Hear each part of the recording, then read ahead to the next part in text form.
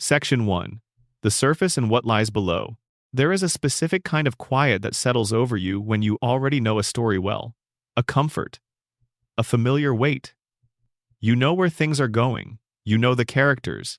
You know the world. And that knowing wraps around you like something warm, like the exact right temperature of a room you have been in so many times that your body adjusts to it before your mind even registers that you are there. But Avatar, The Last Airbender, is not that kind of story. Or rather, it pretends to be, and the pretense is so comfortable, so convincing, that most people never notice the vastness moving just below it. On the surface, yes, you have the boy in the ice. The scar-faced prince on his search for honor that he does not yet understand cannot be given to him by the people he is searching for it from. The blind girl who sees the entire world through the soles of her feet and treats every other person's limitations as a personal curiosity. The two siblings from the southern edge of everything, the girl who never stopped believing, and the boy who spent 3 seasons finding out what he was for. You have the bending and the 4 nations and the war that has lasted 100 years and a comet named after the man who started it all. You have a story you can follow, a story you can love, a story you can return to time and again and find the same warmth waiting in the same places. But underneath that surface, below the warmth and the humor and the fights and the friendships, there is something else. Something that does not announce itself. Something so patient and so carefully placed that most viewers absorb it over years without ever quite understanding that they have been absorbing anything at all. They simply feel that this world is different, heavier, more real, that it follows rules they were never told about but somehow know. They feel it and they cannot explain why they feel it. And that inability to explain is precisely the effect that the people who built this world were reaching for. That is what an iceberg is. Not a trick, not a game, not an invitation to trivia. An iceberg is a description of something built to be more than it appears. The visible tip is the story. The mass beneath the waterline is everything that holds the story up. The geology of it. The weight of it. The reason it does not move when the waves arrive. The world of Avatar, The Last Airbender, is much larger than the story told inside it. Much older, much stranger. And the people who built that world knew they were building something that most of the audience would never fully see, and they built it anyway, with the same care and the same precision and the same love for the thing itself that they brought to every frame. The audience would definitely see. They built the invisible foundation as carefully as the visible structure, because the invisible foundation is what makes the visible structure mean something. Tonight we are going down into that foundation, all the way down, past the things that rewatching will show you, the camera angles that track Zuko's emotional state through which side of his face they frame, the sleeping position that tells you everything about what Toph's blindness actually means in physical terms, the moon that has been tracking through a faithful lunar cycle across every nighttime scene in Season 1, past even those things, to the places where the lore that most viewers will never encounter was built with precisely the same care as the lore they see every episode. The calligraphy on every scroll and sign in the show was written in real classical Chinese characters by a real cultural consultant. Not symbols designed to look vaguely East Asian. Real characters. Readable. Meaningful. Dr. Xu Liang Li spent 3 seasons handwriting authentic, classical, and ancient Chinese calligraphy for a Nickelodeon cartoon because the people making the cartoon could not imagine doing it any other way. The show never mentions this. No character points at a scroll and tells you it means something specific.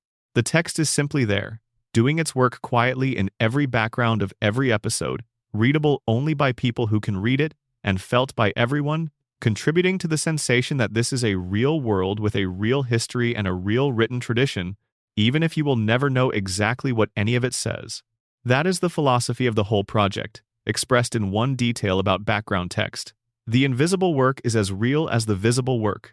The things you cannot see are as carefully made as the things you can. And the cumulative weight of 1,000 such decisions is what creates the sensation you have always had while watching Avatar, the sensation that this world has been here long before the story started and will continue long after it ends.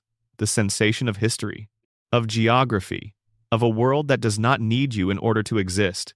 We are going to spend the next several hours in that world, not rushing, not racing, moving through it the way water moves through stone, steadily, patiently, finding the shape of things that have always been there.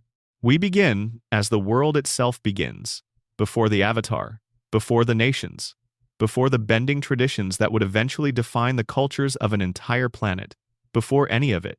We begin in a time so distant from Aang's story that it barely registers as the same world. But it is the same world. Everything that happens in 61 episodes of Avatar: The Last Airbender is the consequence of something that happened there. Before that, though, before we dive, drop a comment below. Tell me where you are right now. What time is it where you are? What corner of the world have you found tonight to listen to this? It can be anywhere. It can be 3 in the morning in a city you have lived in your whole life, or 2 in the afternoon on your first day somewhere you have never been before. Tell me, location and time. I read all of them, and every single one is a reminder that this world we are exploring together is being received by real people in real places, and that is not a small thing. And if you want to make sure the next part of this finds you, the deeper cuts, the things there is not room for in one night, hit subscribe. It is free, it costs nothing except the 10 seconds it takes, and now, genuinely let us go down. The iceberg is waiting. It has been waiting, patient as stone, for exactly as long as you have needed it to wait. Section 2. Before the Avatar, the era of lion turtles and the first bending. Before the air nomads built their temples into the cliffs of impossible mountains, before the water tribes settled at the poles of the world, before the Earth Kingdom raised its great walls and the Fire Nation learned to make war a philosophy rather than a last resort, there was something else. A world that looked almost nothing like the one Aang woke up into. A world in which the boundary between the spirit realm and the physical world did not yet exist. A world in which spirits and humans shared the same land, the same air, the same rivers and valleys and forests, and the coexistence was not peaceful. Spirits in that ancient time were not the vaguely mysterious presences that Team Avatar occasionally encountered in Season 1. They were not the misunderstood creatures that could be calmed with patience and empathy. They were enormous. They were territorial. They were ancient beyond any human concept of time, and they had no particular reason to be gentle with a species that had arrived so recently and understood so little. So, humans did what fragile things do when they find themselves in a world that can end them without effort. They found protectors. The lion turtles were not animals in any sense that the word animal normally implies. They were not the kind of creatures you might find in a forest or a river or a tide pool. They were geological. They were geographical. Their shells were mountains. Their movements over years and decades shifted the contours of coastlines. Entire civilizations, not villages, not camps, but cities with markets and homes and traditions and their own internal politics, were built on the backs of these creatures. Humans lived on them the way a barnacle lives on a whale, except with architecture, except with culture, except with the full complexity of organized human life arranged across the surface of something that breathed. Each lion turtle had an elemental affinity. There were those aligned with fire, those with earth, those with water, those with air. And when humans needed to venture down from the safety of those vast backs, when they needed to descend into the spirit wilds to hunt or to explore, or simply to move between one lion turtle city and another, the creature would reach inside them and give them something. A temporary gift, the power to bend the element that the lion turtle carried within itself. This is the piece that the original series almost never addresses directly. The show tells you, through various masters and legends and the passing comments of characters who have studied the old histories, that humans learned bending by watching animals, that earthbenders learned from badger moles, that firebenders learned from dragons, that airbenders learned from sky bison, because the arrow patterns on sky bison heads are the origin of the arrow tattoos that air nomad monks mark themselves with when they achieve mastery. That waterbenders look to the moon herself as their original teacher. These stories are in the show. They are told with sincerity and they are beautiful. But there is a layer beneath them that the original series only barely gestures toward. A single scene. A single meeting, near the end of everything, between a boy who does not want to kill and a creature so ancient it has no remaining frame of reference for urgency. The lion turtle speaks to Aang in the Season 3 finale and tells him something that recontextualizes the entire history of bending in about 30 seconds of screen time. It tells him that in the era before the Avatar, people did not bend the elements. They bent the energy within themselves, and the lion turtles were the ones who gave humans that ability. What this means taken seriously is enormous. It means the bending traditions that the show depicts as ancient, as fundamental, as older than memory, are not the original form of the art. They are a later development, a refinement. What the lion turtles gave was something more fundamental and more dangerous. They gave energy bending, the ability to reach into the life force of another being and reshape it. And then, over generations and centuries, and a transformation of the world that we will get to shortly, that original art was lost, and what remained were its echoes. 4 of them. The elements. The bending traditions that the nations would eventually build their entire identities around. Think about that. The nations are not the source. The bending is not the root. Both are downstream of something older and stranger. Something that lived on the backs of moving mountains and knew humans when they were young and afraid, and had not yet given anything the name it now carries. And the animals, the badger moles and dragons and sky bison and the moon, they were never the origin of the power. They were the teachers of the technique. The power had already been given. What the animals gave was refinement, philosophy, form. When the earthbenders who came after the lion turtle era watched the badger moles, they were not receiving the ability to earthbend from scratch. They were learning how to use an ability that had been passed down to them, learning it from creatures that embodied it differently, creatures that did not share human limitations or human habits of thinking. The animals showed humans how to be less human in their bending, more primal, more aligned with what the element actually was rather than what humans imagined it should be. This is why Toph bends differently from every other earthbender in the show. Not just because her style is based on a different martial art, though it is, but because she learned directly from badger moles, the way the very first earthbenders did. She went to the source rather than learning from the traditions that had accumulated on top of it. She reached back past the centuries of technique and found something closer to the original. And what she found was so much more powerful than what the Earth Kingdom's formal academies were teaching, that the entire rest of the world could not match her by the time she was 12 years old. The era of lion turtles ended. The show never fully shows you how, but it tells you the shape of it. A choice was made, a separation was enacted. The two worlds, the spirit world and the physical world, were divided from each other. Humans were left on their own, in a world no longer shared with the oldest and largest of spirits. With the elemental bending that the lion turtles had given them and the techniques they had learned from the animals, and the task of building something new from what remained. What they built was the world of Avatar, and the cracks in it, the places where the old world bleeds through into the new one, are visible everywhere if you know what you are looking at. Every time a character enters the spirit world, they are stepping back into the geography of something that was real before memory. Every time an animal guide bonds with an avatar, something of the old alliance is restored briefly. And every time someone bends in a way that seems to exceed what bending should be able to do, they are brushing against the original form, the form before the form. The lion turtles themselves did not disappear. By the time of Aang's story, they were believed extinct. The one that spoke to him was the last. And when it gave him energy bending, the chant that accompanied the transfer was not a piece of invented mysticism for the show. It was a modified version of a real Buddhist chant, the Nyanpho, a Pure Land Buddhist practice consisting of the mindful repetition of the name of Amitabha Buddha. The modification the show used translates roughly as homage to Amitabha Buddha's disciple. Someone chose that specific chant for that specific moment. Someone understood what Aang receiving energy bending from the last lion turtle meant within the cosmological framework of the traditions the show was drawing from, and they chose the most appropriate sound in the world to accompany it. Nothing in this show was chosen without a reason. Section 3. Wan and Rava. The birth of the Avatar cycle.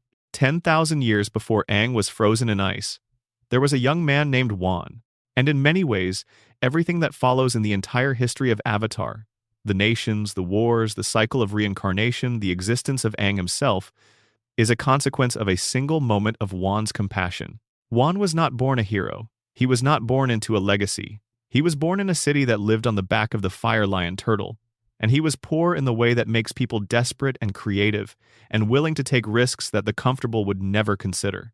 He survived by thieving, by outwitting the guards who managed the movement of food and resources in a city where the wealthy ate well and the rest did not. He was clever and irreverent, and the kind of person who could make people laugh in circumstances that were not funny at all. When humans from the Lion Turtle City needed to go out into the spirit wilds to hunt, the Lion Turtle would give them firebending for the duration of their time outside the city. When they returned, The power was taken back. It was alone, a tool for survival in a world that had not yet finished deciding whether it wanted humans in it. What Juan did, what his particular combination of cleverness and recklessness led him to, was to keep the fire. He smuggled it back inside the city, against every rule, against the fundamental agreement that kept the arrangement between humans and lion turtles functioning. He was caught. He was exiled into the spirit wilds with no way back, with only the fire the lion turtle allowed him to keep, as an act of something between mercy and final acknowledgement. What Juan found in the spirit wilds was not what he had been told to expect.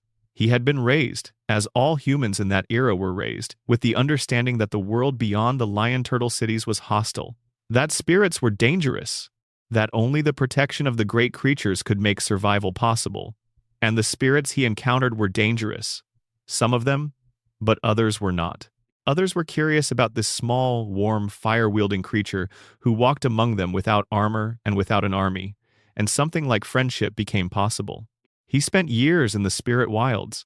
He found the other lion turtle cities. He received additional elements. He learned to use fire not as a weapon but as a companion, something living that moved with him rather than something he controlled. He learned from a white dragon. He changed, and then he made the mistake that set everything in motion. Two spirits were fighting. He saw what looked like a smaller, weaker spirit being tormented by a larger one, and Juan, who had spent his whole life rooting for the smaller and weaker, intervened. He pulled them apart. He let the smaller spirit go. The spirit he freed was Vatu, the spirit of darkness and chaos, one of the two oldest things in existence. And the one he had been rescuing Vatu from was Rava, the spirit of light and peace. They had been locked in combat since before humans existed, fighting every 10,000 years at a convergence of spiritual energy that kept the balance between them stable.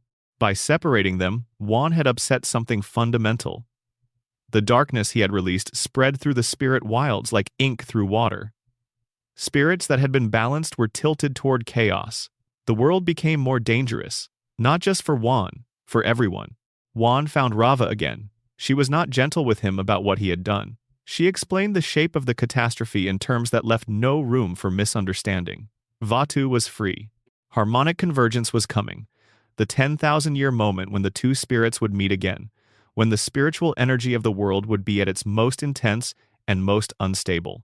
If Vatu won that confrontation, the world would be plunged into an era of darkness, and Rava could not stop him alone, not now that he had regained strength. What happened next is one of the most quietly devastating things in the entire Avatar mythology. Rava, who had every reason to refuse, who had been freed by Juan's mistake in the first place and was under no obligation to trust him with anything, agreed to work with him, not because she forgave him, not because she believed in him, but because the alternative was worse. And Juan, who had spent his whole life surviving on cleverness and luck and the generosity of people who had no particular reason to be generous, accepted the responsibility that he had created for himself. He collected all four elements. He traveled to each lion turtle city, he learned, and Rava traveled with him in a way that was more intimate than cooperation, more demanding than partnership. She could inhabit his body for brief periods, allowing him to use her power alongside his bending, but it hurt her. Being inside a mortal form was not something spirits were built for, and the time she could spend there was limited. By the time harmonic convergence arrived, Juan had done everything he could do. It was not enough. Vatu was too strong. The battle was going against them. And in the last moments before the convergence energy peaked, Juan made the choice that no one had made before and no one could make again without consequence. He did not use the convergence to fight Vatu from the outside. He used it to merge with Rava permanently. Not a temporary joining, a fundamental fusion of a human spirit and a spirit of light that would outlast his body, that would carry forward through every death and every rebirth that followed, that would become the mechanism by which the Avatar cycle itself functioned. This is the thing the original series leaves in the background, and the second series makes explicit. When Aang enters the Avatar state, the white light that shines from his eyes is Rava. When the past avatars speak through the current one, it is because Rava carries the accumulated energy of every human she has been bound to. The Avatar is not simply a reincarnating soul. The Avatar is a fusion, a partnership that has been renewed with every death and every new life for 10,000 years. Every avatar who ever lived was Juan and Rava both, in different proportions, in different expressions, shaped by different births and different worlds. Juan died on a battlefield, years after the harmonic convergence, years after he had sealed Vatu away and closed the spirit portals and done everything in his power to make the world survivable. He lay dying with the sounds of a war he had not finished stopping surrounding him, and he apologized to Rava. He had promised to restore balance and had not managed it in one lifetime. She told him they would continue, that they would never give up, and when he exhaled his last breath, both of them moved on, into the next form, into the next life, into the next attempt. That is the origin of the Avatar. Not a cosmic appointment, not a divine anointment. An apology and a promise made by a thief who freed the wrong spirit and spent the rest of his life and every life after it trying to make it right. Section 4. The friendship that broke the world. Roku and Sozin. There are many ways a 100-year war can begin. Most of them involve resources, or fear, or the particular madness that overtakes people who have more power than they know what to do with. The 100-Year War in Avatar began with a birthday party and a friendship that could not survive the weight of what one of the friends chose to become. Roku and Sozin shared a birthday. They grew up together. They trained together. They laughed at the same things and argued with the comfortable ease of people who know they will be friends tomorrow regardless of how heated today gets. When the Fire Sages arrived at their joint celebration to announce that Roku was the new Avatar, Sozin's response was not jealousy. It was something closer to wonder. His closest friend in the world had just become the most significant person alive, and Sozin, at that age, understood that as something to be proud of. They were 17 years old. The world was not yet broken. Roku left to train. He spent years mastering all 4 elements, traveling between nations, learning not just techniques but the ways of thinking that each bending tradition represented. By the time he returned to the Fire Nation to take his place as Avatar Roku, he was a different person than the boy who had left. He was grounded, measured, someone who had seen enough of the world to understand that its complexity was not a problem to be solved, but a condition to be lived within. Sozin had also changed. He had become Fire Lord, and with that throne had come a vision. The Fire Nation, he believed, was exceptional. Its culture, its military strength, its firebending tradition, its industrial capacity, all of it represented a height of civilization that the rest of the world had not reached. And the appropriate response to being exceptional, in Sozin's logic, was to share it, spread it. Take the prosperity and order of the Fire Nation and extend it outward, over the Earth Kingdom, over the Water Tribes, into every corner of the world that had not yet benefited from what the Fire Nation had to offer. Roku heard this vision and said no. Simply and completely. The world was not broken. The other nations were not lesser. The balance between them was not a problem requiring the Fire Nation's solution. And Roku said this not as a declaration, not as a speech, but as one old friend speaking plainly to another. This is wrong. You know it is wrong. Do not do this. For a time, Sozin listened, not because he agreed, because he respected Roku enough to wait. 12 years later, a volcanic eruption consumed Roku's home island. The mountain that Roku had kept dormant through years of careful effort finally exceeded what he could manage, and the eruption that followed was visible from 100 miles away. Sozin came, arrived with ships, with soldiers, with the kind of resources that a Fire Lord could deploy instantly and without question. And for a time, the two of them fought the mountain together, fighting it the way they had once fought training dummies and sparring partners, in tandem. In the unthinking coordination of people who have known each other long enough, that combat becomes conversation. And then the poisonous fumes came. The gases that the eruption released, heavier than air, sinking into the valleys, filling the places where a person could still stand. Roku was overwhelmed. He collapsed. He lay on the ash-covered ground of his dying island, and he could not move. And Sozin was there. Sozin looked at his oldest friend lying in the killing air, and he made a calculation. If Roku survived, the plan could not happen. The Avatar, restored, would never allow the expansion Sozin had spent decades imagining. But if Roku did not survive, if the volcano and the fumes did what they were already doing, without any further action required of Sozin at all, then the Avatar cycle would move forward. The next Avatar would be a child who could be found. Or, if not found, a child who could be eliminated before they became a threat. He left. He turned, and he walked back to his ships, and he left his oldest friend to die in the fumes of a mountain that Roku had spent his life keeping quiet. Not by killing him, by simply not saving him. Roku died watching the man he had grown up with choose a vision over a person, a plan over a friendship, a future that Sozin had invented over the actual present, which contained a person who was dying and could be saved. The avatar cycle moved forward. Roku died, and somewhere a new avatar was being born. The cycle would place the next incarnation in the air nomads, because Roku had been Fire Nation, and the cycle always moved in a set sequence: fire to air to water to earth and then back again. An endless rotation that distributed the avatar across the nations over time rather than concentrating power in any single culture. Sozin knew this. He had studied the cycle. He understood that the child who would eventually challenge his plans was being born somewhere in the 4 air temples scattered at the highest and most remote corners of the world. He had time. Roku's death did not immediately produce a fully realized avatar. The child would be a baby first, then a toddler, then a young person learning their powers. There were years before a new avatar would be ready to challenge anything, and Sozin intended to use every one of those years. He also had something else. The comet. The great comet that passed close to the world every 100 years, trailing fire and amplifying the power of every firebender who stood beneath it. Sozin had been watching its approach for years. He had built his plans around its arrival. The comet would come, and when it did, the Fire Nation's army would be effectively unstoppable. Every soldier 50 times more powerful than they were on any ordinary day. No air temple's defenses, no matter how skilled its earthbending or airbending residents, could withstand what was coming. He waited for the comet with the patience of a man who has decided that the world will eventually accommodate his vision if he is simply willing to persist long enough. The war that followed is the backdrop of Avatar, the Last Airbender. But it is important to understand that the war did not begin with armies or with politics or with the declaration of any official hostility between nations. It began in the ash field of a ruined island, with a moment of abandonment so quiet that history almost did not record it as a choice. The Fire Lord walked back to his ships. The Avatar lay in the fumes and stopped breathing. That is the sentence from which 100 years of suffering unfurls.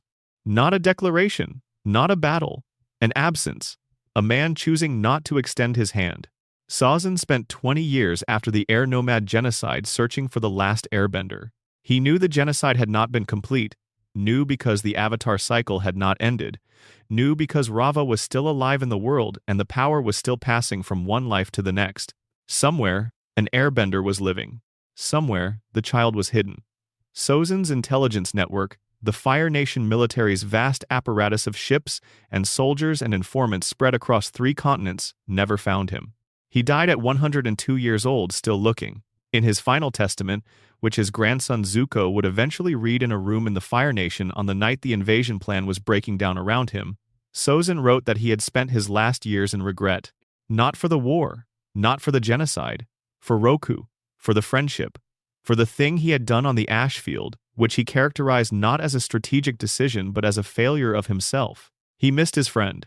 He had murdered the connection between them as deliberately as anything else he had ordered killed, and whatever justifications he had assembled for every other act of his reign, that one he could not quite make sit still. The regret does not make him sympathetic. 100 years of war and the extinction of an entire people are not balanced by an old man's quiet grief in his testament. But the regret is revealing. It tells you what Sozin understood about himself at the end, when the vision had been achieved, when the war was running on its own momentum, when there was nothing left for him to do but wait for a death that was taking its time arriving. He understood that he had traded a real thing for an imaginary one. He had traded a person he loved for a future that existed only in his imagination, a Fire Nation that encompassed the world, a prosperity that he believed was his to give whether the recipients wanted it or not. The imagined future had cost everything real, and the regret was there in the testament because by the end, he knew it. When Sozin returned home, he began his preparations. The comet that would later bear his name was coming. He had known about it for years. It passed close to the world every 100 years, trailing fire and light, and its proximity amplified firebending to a degree that ordinary combat could not match. An army fighting under the comet's influence would be effectively unstoppable. And Sozin knew something else. The next avatar had already been born. The Avatar cycle always moved from one nation to the next in a set sequence, and Roku had been Fire Nation. The next Avatar would be an air nomad. There were 4 air temples scattered at the furthest corners of the world, at the edges and heights where wind was strongest. Sozin did not know which temple the new Avatar was at. He did not know their name or their age or how far along their training had come. What he knew was that the 4 temples together constituted a population he could reach all at once if he moved quickly enough and with enough force. The air nomad genocide was not a battle. It was not a military engagement in any meaningful sense. It was the Fire Nation's army descending on communities of monks and scholars and children on the day the comet arrived, when every firebender in that army burned 50 times hotter than they could manage on any ordinary day. The air nomads had no armies. They had no weapons. They had bending, and they used it, and they died using it, and the temples fell silent, and the fires burned, and when it was over, every air nomad in every temple was gone. Except one, who had not been there. Aang had run away from the southern air temple the night before monk Gyatso was going to tell him he was the Avatar. He had argued with the head monks about his future. He had run to his room and grabbed Appa and flown south into a storm that was too big for either of them to handle, and the storm had buried them both in ice at the bottom of the Southern Ocean. He missed the comet by hours. He missed the genocide by a margin that, measured in the scale of everything it cost, barely deserves to be called a margin at all. Sozin spent the last 20 years of his life searching for the Last Airbender. He died at the age of 102 without finding him. The boy was in the ice, sleeping, waiting, with no idea that the world he had left was gone. And that is why, when Katara cracked the iceberg in the very first episode, when the light shot upward into the sky and Zuko saw it from his ship and knew what it meant, the stakes of what was happening were so much heavier than they appeared. Because what came out of that ice was not just a boy. What came out was the only person in the world who still carried the memory of what the air nomads were, who still breathed the way they breathed, who still laughed the way they laughed, who still believed the things they believed. The last piece of an entire civilization, sleeping in a shell of ice for 100 years, woken up by a girl who was just trying to prove she had gotten better at waterbending. Section 5. The Hidden Architecture of Iroh. Uncle Iroh is one of the most beloved characters in all of animated television. The warmth of him is immediate. The humor is real.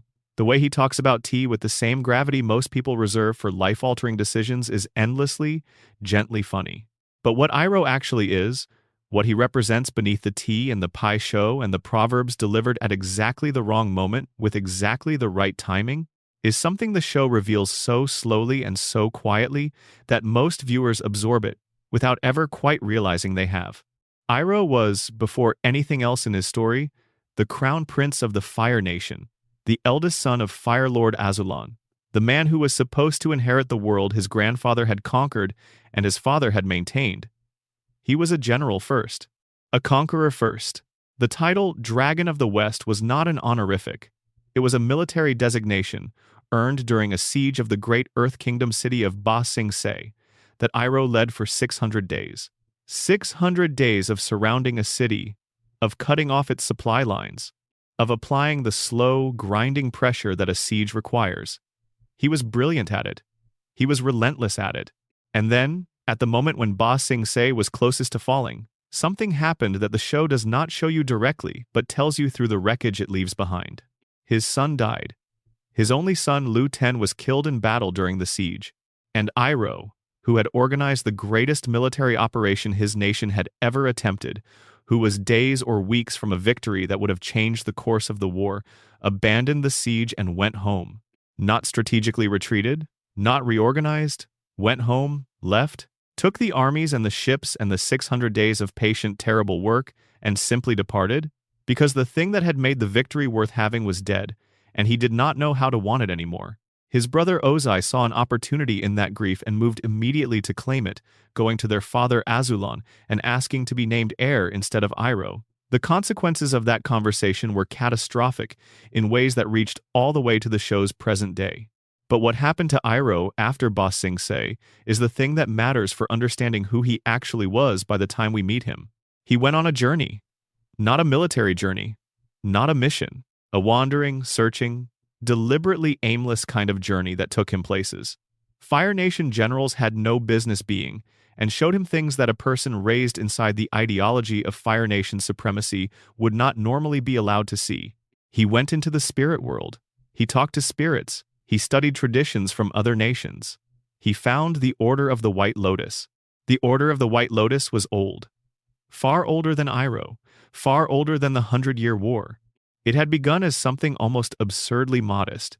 A group of scholars and strategists and game players from across the four nations who shared a love of Pai Sho and a belief that wisdom did not belong exclusively to any one culture. They passed their affiliation through the lotus tile in Pai Sho, using the game as a signal system, a way to recognize each other across national borders that were otherwise impenetrable. A White Lotus member could sit down across a Pai Sho board from a stranger and, through a specific opening strategy called the White Lotus Gambit, establish whether the stranger was also a member without ever saying a word that could be overheard and understood by someone who did not know the code.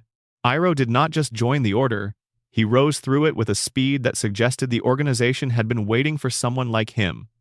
He became the Grand Lotus, the highest position, the person with the authority to call the order together for purposes beyond their usual quiet work. He spent the years of Zuko's childhood quietly coordinating the most powerful collection of masters from every nation, making sure they were alive, making sure they were positioned, making sure that when the moment came that required them, they would be ready. And here is the detail that the show hides in plain sight for 2 entire seasons. The masters who trained Team Avatar were not a coincidence. Pakku, who trained Katara, Piandao, who trained Sokka, Bumi, who was Aang's oldest friend and who retook Omashu by himself in a single day, Zhong, the firebending master who refused to teach before he eventually helped. Every single one of them was a White Lotus member. Every single teacher who shaped Team Avatar was answering, at least in part, to Iroh. The old man who seemed to be doing nothing but getting in Zuko's way was simultaneously coordinating the education of the people who would defeat the Fire Nation.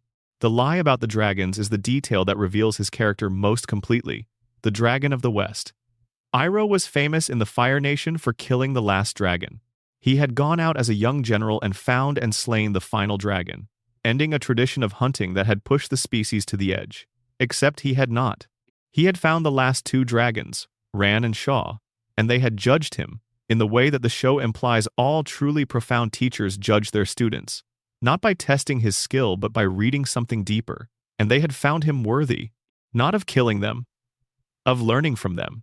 He lied to protect them. He came back and told the Fire Nation he had killed the last dragon because the only way to stop the hunting was to make the hunters believe there was nothing left to hunt. He sacrificed the title, the legend, the military glory to give 2 ancient creatures a chance to survive in secret. And for the rest of his life, he carried the reputation of the Dragon of the West, knowing that the name was a cover story for the best thing he had ever done. This is why Iroh's fire is different. This is why his bending, when he actually uses it, looks different from every other firebender in the show. He did not learn to bend fire from anger or aggression, from the Fire Nation's philosophy that firebending is about domination and force and the overwhelming of resistance. He learned it from the dragons, who knew it as something else entirely. As life, as breath, as the warmth that living things carry inside them. His fire comes from a different place, and you can see it in the way he moves and the color it burns and the quietness with which he draws it up when he needs it. Iroh also crossed into the spirit world more deeply than the show tells you outright. There are hints scattered through the series, small moments where he demonstrates knowledge of spirits and the spirit world that a normal person, even a very learned one, would not have. He crossed the boundary between worlds and spent time there after his son's death. He understood the spirit world not as an abstraction but as a place he had been, and somewhere in that time, he met his son there. Not as a ghost, not as a vision, as whatever Lu Ten had become in the place where people go when they leave. Iroh carrying a small cup of tea into the spirit world in the show's most devastating single scene is not a performance for no one. It is a father visiting a son.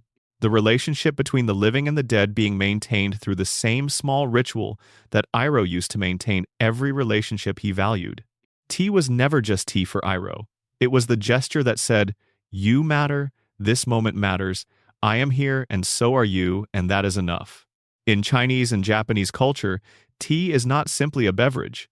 The tea ceremony, in its various traditions across those cultures, is a spiritual practice, a practice of attention, of being present, of taking the simple act of preparation and consumption and elevating it through intention into something closer to meditation. Iroh, who had spent years immersed in the traditions of every nation, who had studied their philosophies and their arts and their ways of thinking, understood tea the way those traditions understood it, not as refreshment, as a practice of presence. This is why every time Iroh makes tea for someone, it means something beyond the surface transaction. When he makes tea in a prison cell with no privacy and no comfort and no particular reason to believe things will get better, he is insisting that the small human art of making something good persists regardless of circumstance. When he makes tea for Toph, who he encounters by chance in a brief and underrated scene in Season 2, he is offering her the full weight of his attention and his care without requiring anything in return. When he opens the Jasmine Dragon in Ba Sing Se, the tea shop named after a real variety of Chinese green tea noted for its refinement and subtlety, he is not running a business. He is creating a place where the world can come together over the simplest possible shared experience and, for the length of a cup of tea, remember that they are all in the same world and all subject to the same need for warmth. Iroh is the show's argument that wisdom does not require power, that the most important things a person can pass on are not strategies or techniques but ways of being. He was the most powerful firebender alive by almost any reasonable assessment, a former general who had spent decades at war, a man whose military reputation was built on the siege of the greatest city in the world. He could have been frightening. He chose, with the same deliberateness with which everything in his life after Ba Sing Se was chosen, to be warm instead. Not as a performance, not as a strategy, as the truest expression of what he had learned from the loss of his son, that the warm things matter more than the powerful ones, that the cup of tea matters more than the conquest, that the small human gesture of saying, "I see you and you matter to me," which is what making tea for someone is really saying, is worth more than anything you can take by force. The show does not tell you any of this directly. It shows you an old man who drinks bad tea and plays pie show and dispenses wisdom at inopportune moments and loves his nephew with a patience so complete it could survive being repeatedly rejected. And the layers of what he actually is, what he represents, what he knows, accumulate in the background until the moment in the finale when the Order of the White Lotus descends on Ba Sing Se, and you realize that every minute you spent watching Iroh exist has been preparation for understanding how extraordinary it is that someone like him exists at all. Section 6. The Tragedy Behind the Throne. Ursa, Azulon, and the royal family's darkest secrets. The question hangs over the entire series from almost the first time Zuko mentions it. Where is his mother? What happened to her? The show puts the mystery in front of you in Season 1 and then lets it sit there, unresolved, patient as stone, for the entire run of the series. By the finale, it remains unanswered. An intentional wound. A loose thread that the creators knew would pull at viewers for years. The answer, when it finally came in the graphic novel series years after the show ended, was more complicated and more devastating than most people had been prepared for. Ursa was not born into power. She was born in a small Fire Nation town called Hira-Ah, into a quiet life that she had not asked for but had arranged herself to find a kind of happiness within. She was in love with a boy named Ikem, who was kind and imaginative and belonged to the same small theater group she did. They performed together. They rehearsed together. On the night that Ikem proposed to her, during a rehearsal, she went home and found that her life had already been decided for her. Fire Lord Azulon had come, and with him, his younger son Ozai.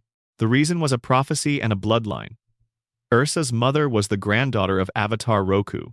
The blood of the previous Fire Nation Avatar ran in her veins, and Azulon, who understood that power had to be protected and concentrated, wanted that blood bound to his own line. He wanted the union of his son with Roku's descendant, because he believed the child that followed would be exceptional. The Fire Sages had said something to that effect, though the prophecy was vague enough to be shaped by whoever held it.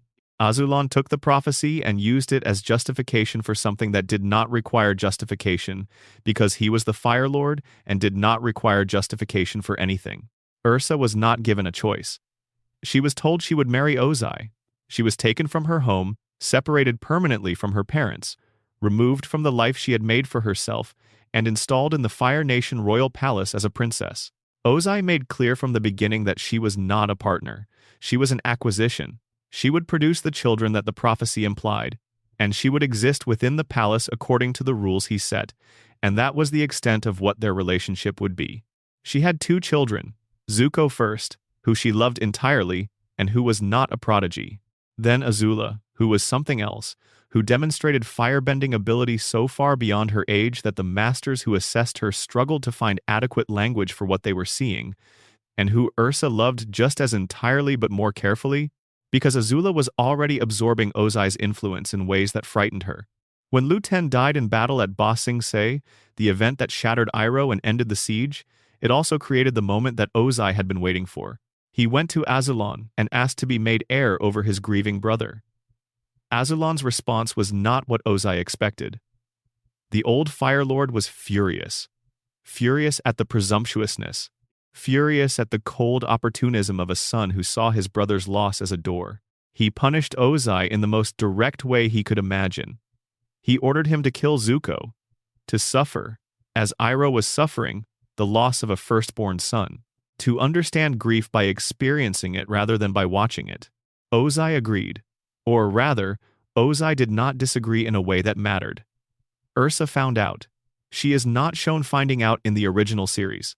She simply disappears one night, and the next morning Azulon is dead and Ozai is Fire Lord, and Zuko is alive and Ursa is gone. What she did was this. She went to Ozai and made him an offer that he could not refuse, while also being unable to refuse himself.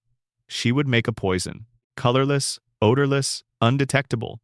A poison derived from an herbal knowledge she had developed over years of quiet study. The poison would kill Azulon. Ozai would become Fire Lord. Zuko would live. And in exchange for all of this, Ursa would leave the palace and never return.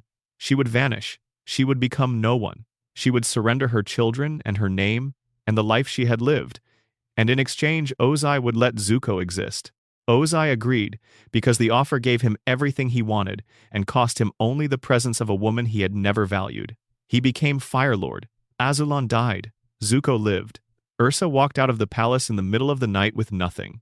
What happened after was stranger and sadder than the simple tragedy of exile. She went back to Hira'a, her hometown, and found that her parents, from whom she had been forbidden any contact for years, had died while she was in the palace. She found Ikem, who had never forgotten her, who had spent years trying to understand what had become of the girl he had proposed to, and together they went to the Forgetful Valley, a place guarded by a spirit called the Mother of Faces, who had the power to change a person's face and, if requested, to remove their memories. Ursa asked to forget. She asked for a new face and a new name, and the mercy of not remembering any of it. The children she had left behind. The palace she had poisoned her way out of. The life she had been forced into. The life she had built inside it anyway. Through love that persisted even in conditions that had no business producing love. The spirit complied. Ursa became Noriko. She and Ikem, who had also changed his face and his name, had a daughter named Kiyi. She was, by every external measure, happy. She was also entirely wrong about who she was, because she had given away the memory that would have told her. Zuko found her eventually. He brought Azula, whose breakdown had been worsening for months, and who was looking for something to destroy almost as much as she was looking for something to hold. The reunion between Zuko and the woman who had been his mother was not the catharsis that 10 years of wandering had seemed to promise. She did not remember him. He had to explain to her that he was her son, that she had saved his life and then disappeared from it, that he had spent years not knowing if she was alive, that the question of what had happened to his mother had been the wound beneath every other wound he carried. The Mother of Faces restored her memory. Ursa came back to herself fully, and whatever that moment was for her, the show can only tell you the shape of it from the outside. She returned to the Fire Nation with her children, both the new family and the old. And Fire Lord Zuko, who had rebuilt an entire nation's sense of itself, had to begin the smaller and harder work of rebuilding an understanding of where he came from. The blood of both Roku and Ozai ran in Zuko's veins. Iroh had told him this in prison, had framed it not as a curse but as a kind of explanation. He carried both. The man who had tried to maintain peace and the man who had burned the world trying to consume it. And what he did with both was a choice entirely his own. Section 7, Toph Beifong and the Discovery That Changed Everything. There is a scene in Season 2 of Avatar, The Last Airbender, where a small girl in a metal cage stops, goes very still, and then does something no one in the history of earthbending has ever done. She closes her eyes. Not because she needs to. She always closes her eyes. She closes them in the way that means she is paying very close attention to something most people would not know to listen for. And then she presses her hands to the inside of the cage wall, and the metal moves. The simplicity of how that scene plays out is misleading. Because what Toph does in that cage is not a trick, and it is not luck, and it is not even exactly skill in the way that skill is usually understood. It is the result of a life lived differently from every other earthbender in the world, applied at a moment of crisis in a way that only her specific life could have produced. Toph was born blind. Not partially. Not in a way that could be compensated for with other senses in the normal way. Completely blind. Her parents, wealthy and aristocratic, and deeply conventional in the way that wealthy aristocratic people tend to be, responded to this by constructing a world for her so small and so carefully managed that her blindness would never have to matter. She would not need to navigate the open world if the open world never got to her. She would live in the Beifong estate, would be protected, would be kept, would be made comfortable, and would never be asked to do anything that her limitation might prevent. What this meant in practice was that Toph grew up with less freedom than almost any child in the Earth Kingdom. She had material comfort in extraordinary quantities and personal agency in almost none. The protection was real, and the love behind it was real, and the damage it did was also real. She found the badger moles on her own. How much her parents knew about her trips to the caves beneath the Beifong property is not established with certainty, but the arrangement she developed with those creatures, the relationship she built with the original earthbenders in the darkness beneath the family estate, was entirely hers. She did not tell her parents. She did not ask permission. She went into the earth where the badger moles lived, and she learned. What she learned from them was not the earthbending that the Earth Kingdom's formal academies taught. Those academies taught a style based on stability and deliberate force, on the wide-rooted stances of Hung-Gar Kung Fu, on the philosophy that the earth does not yield, and neither does an earthbender. Toph's blindness meant she could not effectively use that style, which depended on visual information that she did not have. What she developed instead was something based on listening, on feeling, on the kind of absolute attention to vibration and pressure and movement that a blind creature living underground has no choice but to develop if it wants to survive. The badger moles could feel the world through the earth the way Toph eventually could. Every footstep, every heartbeat, every shift of weight, every caught breath, every movement of every living thing within the range of the vibrations. Toph developed seismic sense by learning from creatures for whom the entire external world was organized around the information that traveled through stone. By the time she was old enough to compete in underground earthbending tournaments under the name The Blind Bandit, she was not just an earthbender who had compensated for blindness. She was an earthbender of a categorically different kind. One who saw more, not less, than her sighted counterparts. This is why the metal bending discovery was possible only for her.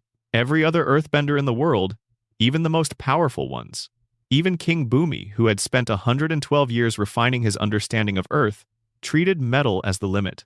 Metal was refined. Metal was processed. Metal was earth that had been changed so thoroughly that what it had once been was no longer detectable. You could not feel the earth in it because there was not enough earth left in it to feel. Except there was. There always had been. The smelting process that turned ore into metal removed most of the impurities, but not all of them.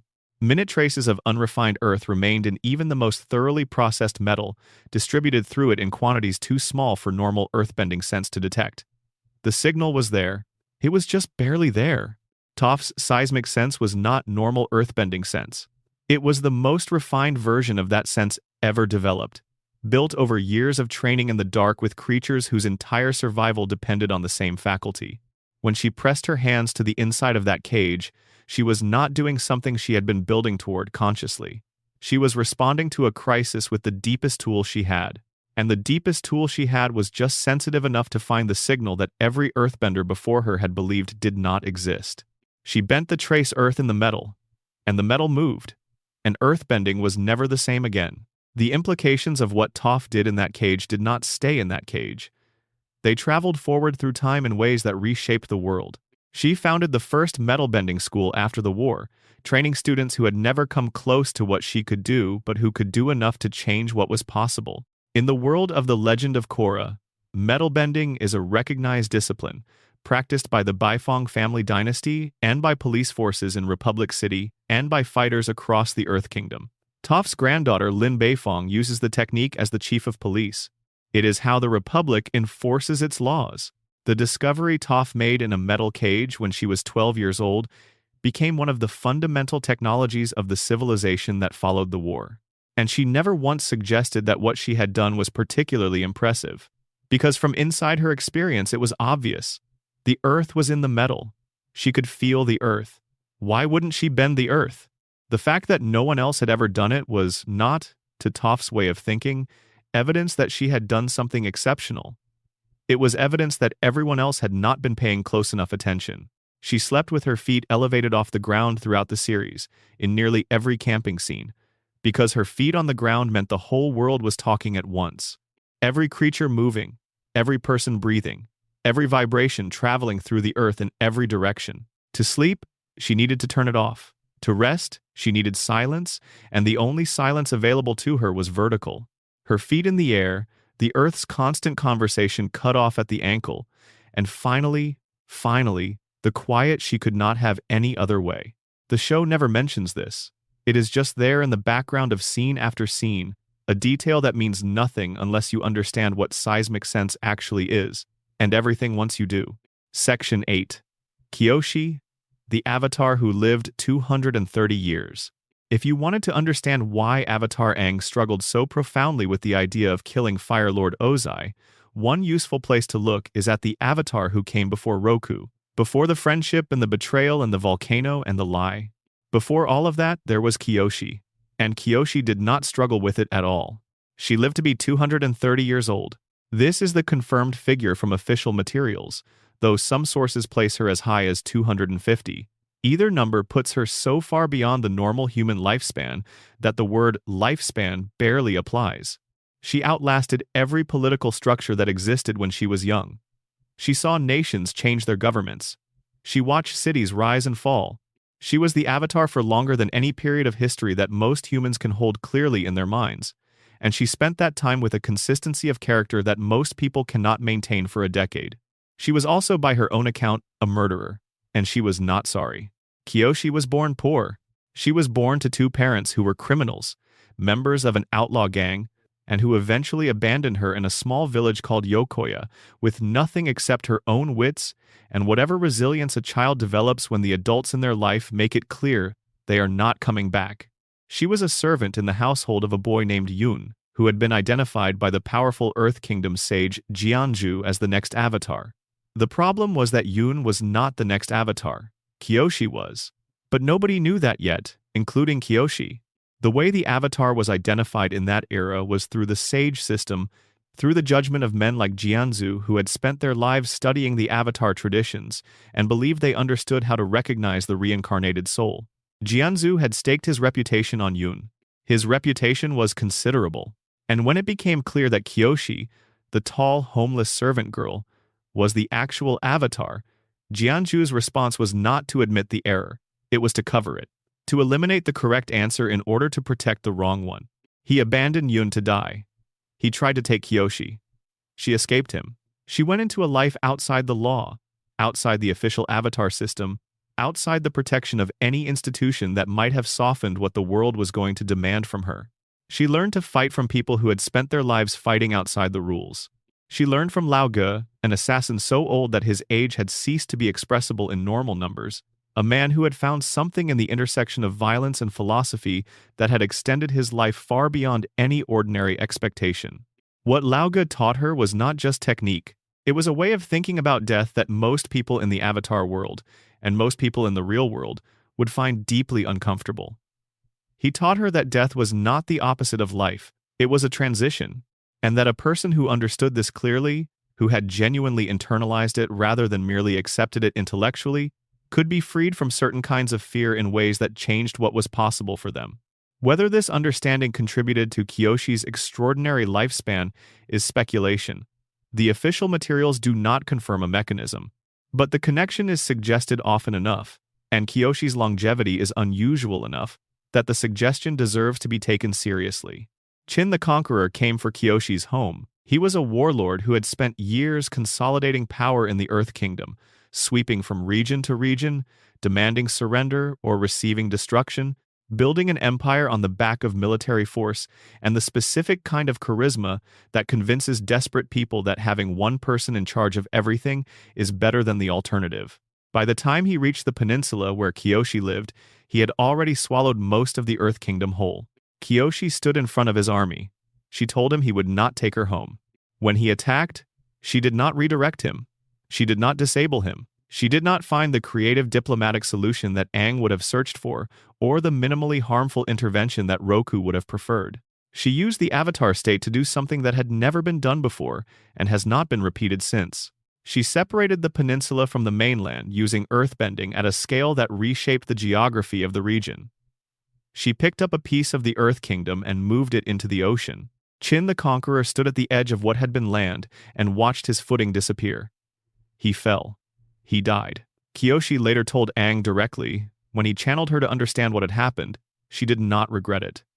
Chin had made his choices. The consequences were his. The island that resulted from her earthbending is Kyoshi Island. The Kyoshi warriors who inhabit it, who wear her traditional makeup and carry her fans and maintain her fighting style centuries after her death, are not just a tribute to her. They are a living argument that her approach, unapologetic, protective, willing to pay whatever cost balance demanded, was not a failure of the Avatar's purpose. It was one expression of it. She also founded the Dai Li, the secret police organization that, by the time of Aang's story, had become one of the most insidious forces in the Earth Kingdom, the organization that enforced the Dai's brainwashing in Ba Sing Se, that maintained the fiction that there was no war, was founded by Kyoshi with entirely different intentions. She created them to protect the cultural heritage of the Earth Kingdom, to preserve traditions, artifacts, knowledge, the things that a civilization carries forward through time and that become invisible until they are gone. The corruption came later. The institution was sound when she made it. This is the part of Kyoshi's story that the show plants as a tragedy without announcing itself as one.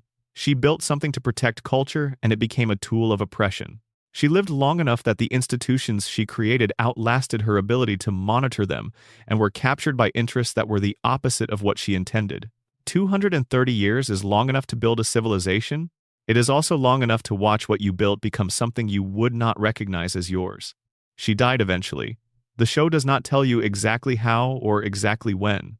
She appears to Aang with the same ageless face she wore when she confronted Chin.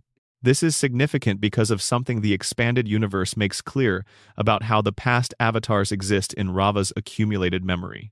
They appear as they were at the moment of their death, fixed in the form that their life had arrived at by its end. Kyoshi appears as a tall, heavily made-up woman at the peak of her power, not as an elderly woman of 230 years.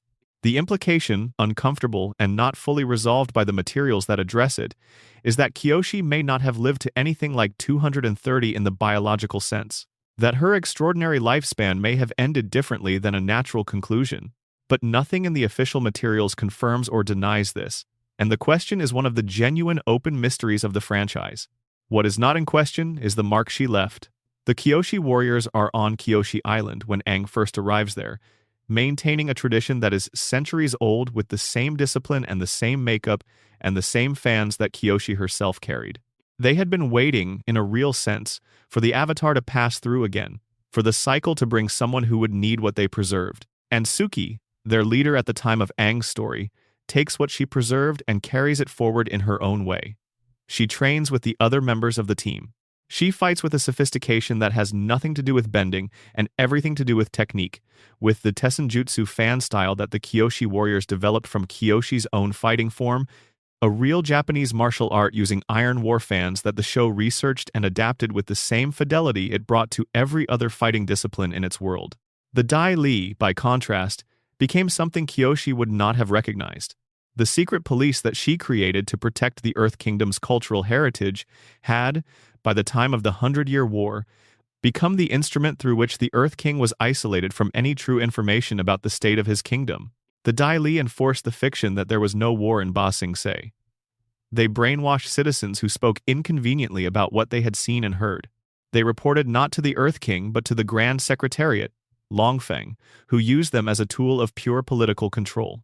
The organization that was created to preserve culture had become a machine for suppressing the truth. This is what institutions do when they outlive their creators and accumulate power beyond anyone's ability to hold accountable. They serve whoever holds them. Kyoshi held them once, and what she held them toward was genuinely good. But she died, and the holding was passed on, and the passing on is where the corruption enters. Not with a single decision, with 1,000 small ones made over decades by people who were never asked to articulate the difference between what the institution was supposed to be and what it had gradually become. Kyoshi's legacy is therefore complicated in a way that most fictional legacies are not. She did enormous good. She lived long enough to ensure that the good outlasted her, or at least that the structures she built outlasted her. And those structures became, after enough time without her, capable of the kind of harm she had spent her entire life preventing. The past avatars do not age in the place they occupy after death. They are fixed at something, a self. And Kyoshi's self was the one who had decided, clearly and without apology, that some things were worth protecting at any cost. That a line could be drawn and held. That the avatar's purpose was not to be perfect, but to be effective in service of something real. She was right and she was also wrong, and both of those things are true in the way that real things tend to be, without one canceling the other out. Section 9. The deepest layers energy bending. The spirit world, and what the show never said out loud.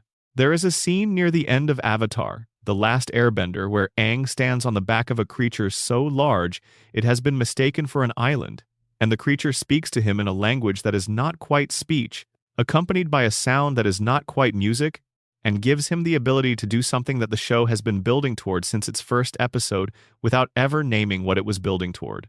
The energy bending scene is sometimes criticized. The criticism is fair in one specific sense. Aang's resolution of the moral dilemma that the show had constructed for him, the question of whether he could bring himself to kill Ozai, if that was what balance required, arrives in a form that was not foreshadowed prominently enough for most viewers to register it as the answer they were waiting for. The lion turtle appears. Aang receives a new ability.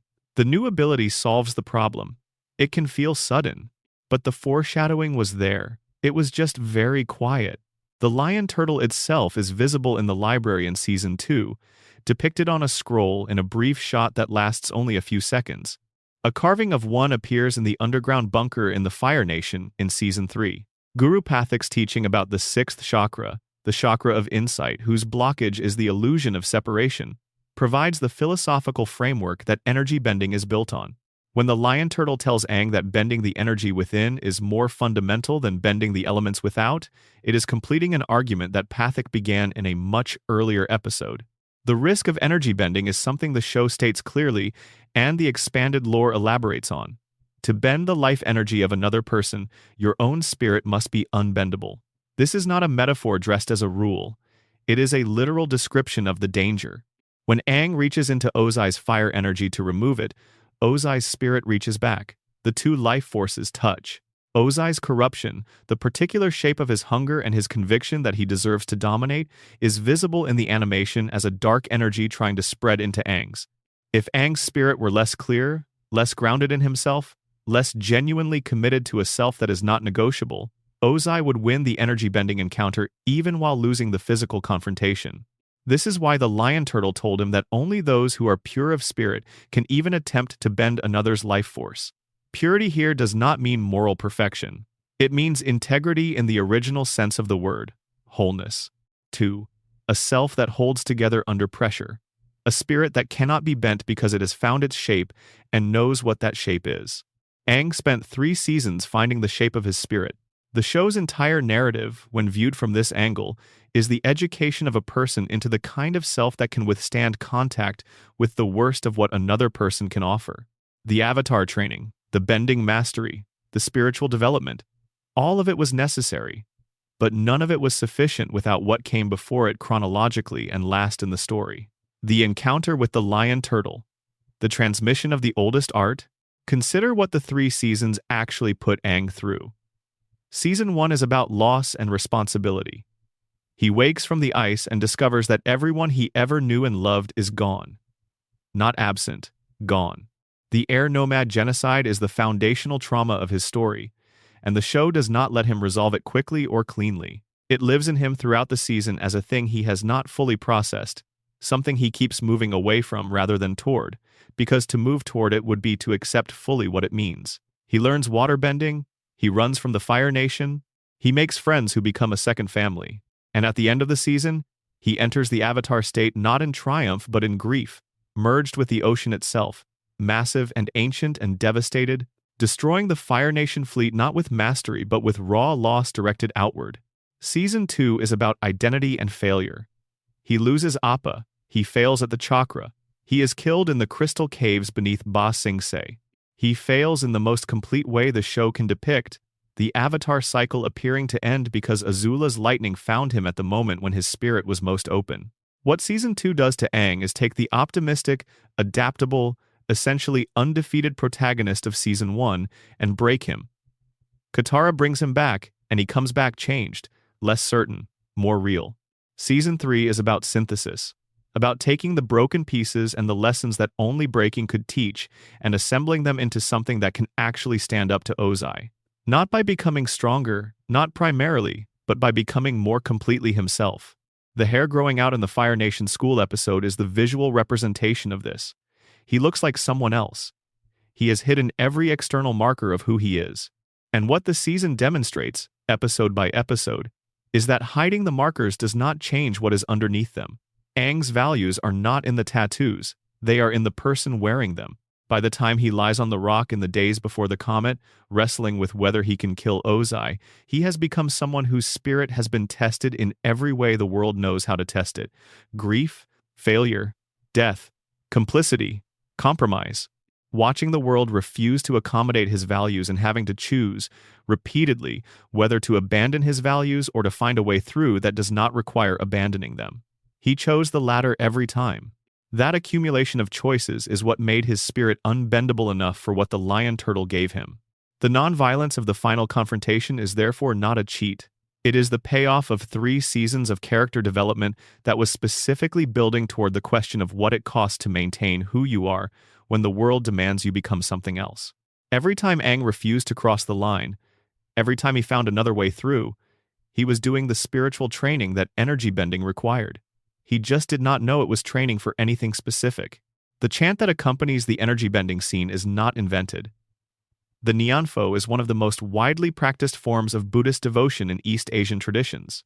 The Pure Land Buddhist practice of repeating the name of Amitabha Buddha, the Buddha of infinite light, as a form of meditative focus and spiritual alignment. The modification the show used, homage to Amitabha Buddha's disciple, places Aang not as the Buddha himself but as a student of the light, a disciple. Someone who has been given knowledge of something vast and ancient, and is now responsible for using it correctly. It is worth pausing on the specificity of that choice. The creators of a children's animated television series in America, working in 2005, chose to accompany a climactic spiritual scene with a real Mahayana Buddhist chant, modified thoughtfully rather than copied carelessly. They did not invent something that sounded vaguely sacred. They reached into a living tradition, understood what they were reaching into, and borrowed from it with evident care. This is the difference between cultural appreciation and cultural decoration. The first requires knowing enough about something to use it honestly. The second only requires knowing enough to imitate the surface. The show chose the first, consistently throughout its run, which is why the traditions it draws from, Tibetan Buddhism, Chinese Taoism, Hindu chakra philosophy, Japanese martial arts, Korean architectural aesthetics, Inuit material culture, tend to be received by people from those traditions not with offense but with something closer to recognition. The show saw their worlds clearly enough to represent them with integrity. Not perfectly, not without the distortions that always occur when a tradition is translated into a different medium by people who are outsiders to it, but with enough genuine attention that the respect comes through, and the respect is what the attention, ultimately, was always about. The show treats its borrowed spiritual traditions with this kind of precision throughout. The 7 chakras that Guru Pathak teaches Aang are real. They correspond to the actual chakra system from Hindu and Buddhist traditions, and the correspondences between each chakra, Its location in the body, the life force it governs, and the specific emotional state that blocks it are accurate. The earth chakra at the base of the spine, blocked by fear. The water chakra in the sacrum, blocked by guilt. The fire chakra in the stomach, blocked by shame. The air chakra at the heart, blocked by grief. The sound chakra at the throat, blocked by lies. The light chakra at the brow, blocked by illusion. The thought chakra at the crown, blocked by earthly attachment. Aang opens all of them except the last.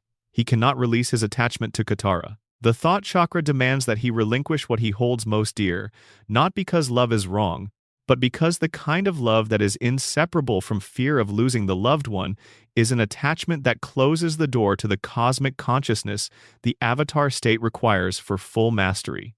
He cannot do it. He loves her too much in the specific way that contains fear, and the show respects him enough to let him fail at this and to build the consequences of that failure into the plot. He opens the chakra by accident, in the worst possible way.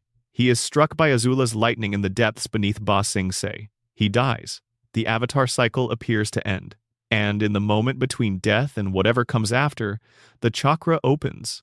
Not because he chose it. Because death is the ultimate release of earthly attachment, and he did not have to choose because the choice was made for him. Katara brings him back with the water from the spirit oasis, the most sacred water in the world.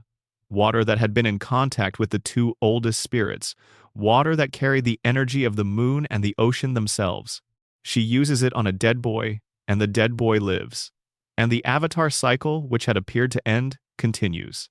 The spirit world is the other layer that the show gestures toward without ever fully mapping.